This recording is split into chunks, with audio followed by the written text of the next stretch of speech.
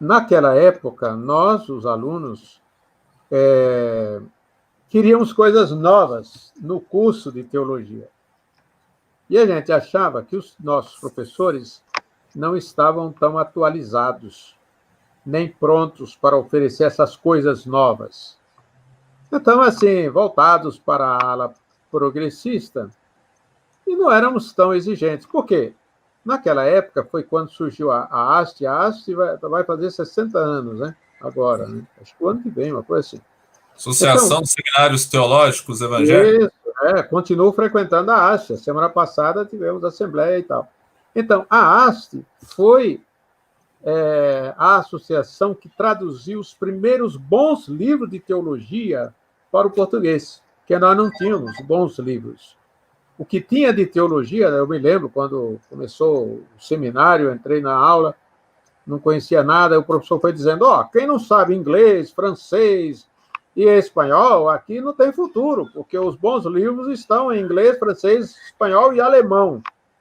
Aí eu digo, acho que vou voltar para Aracaju, quem sabe ainda tem uma vaga para mim lá naquela emissora, né?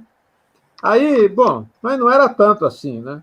Mas a haste começou a traduzir. Eu conheci muito o Aron Sapsesian, que foi o fundador da haste no Brasil, porque eu trabalhei na Rego Freitas lá, o escritório era no 11º andar e a haste ficava no 13º. Eu sempre estava conversando com o Aron Sapsesian, ele me deu muitos livros, né? Porque eu acho que como ele era o secretário-geral da haste, ele ganhava, não sei como é, eu sei que ele me deu muitos livros.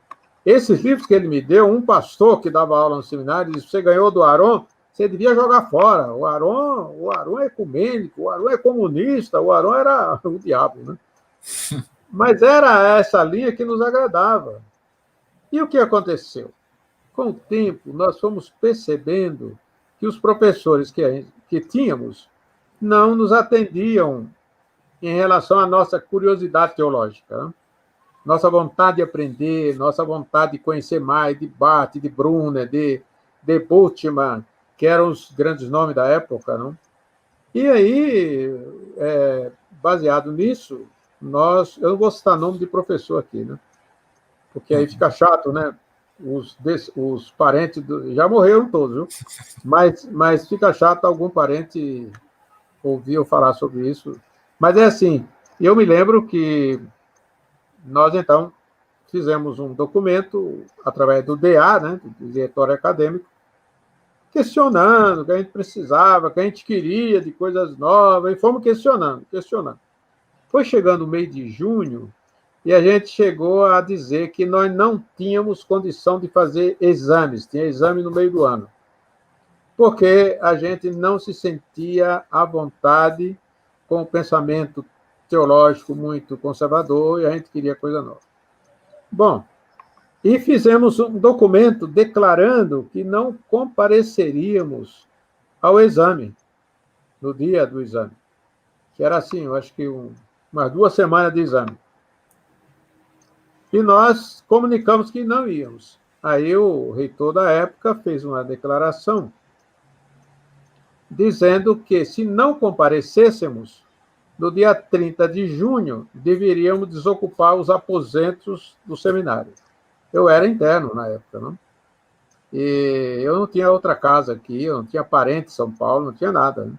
No dia 30 de junho de 1968, eu me lembro que arrumei minhas malas, nós saímos, sentamos no jardim que tinha lá o seminário, vários, né?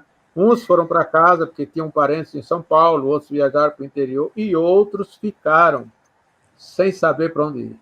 Era 30 de junho, um frio tremendo, eu nordestino, e com a mala debaixo do braço e perguntando o que é que eu estou fazendo aqui. Fomos expulsos. Naquela noite, não dormimos mais no seminário. E eu fiquei até o mês de setembro sem ter onde ficar. Aí, uma semana, fui para cá numa diaconisa da primeira igreja de São Paulo, que abriu a porta, ficamos lá. Até que nós que fomos expulsos, alugamos uma casa ali perto, fizemos uma república, né? Porque a gente não tinha condição de, assim, ainda tinha esperança de voltar, né? como realmente eu voltei, né? Voltei no mês de setembro, fui o último a voltar, sozinho, fui considerado comunista, né? Mas eu não sabia nem o que era comunismo, acho que não sabia nem escrever a palavra. Fui considerado comunista, mas não tinha nada de comunismo, nem conhecia bem o nome de Marx, se era com R no meio, se era sem R, né?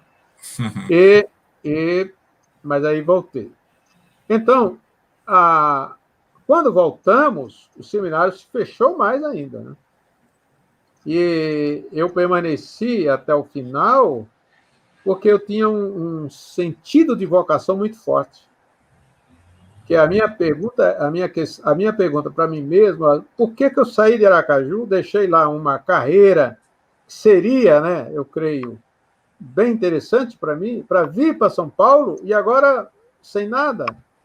Aí eu fui para um seminário aí, ver se eu conseguia me matricular no outro seminário, né?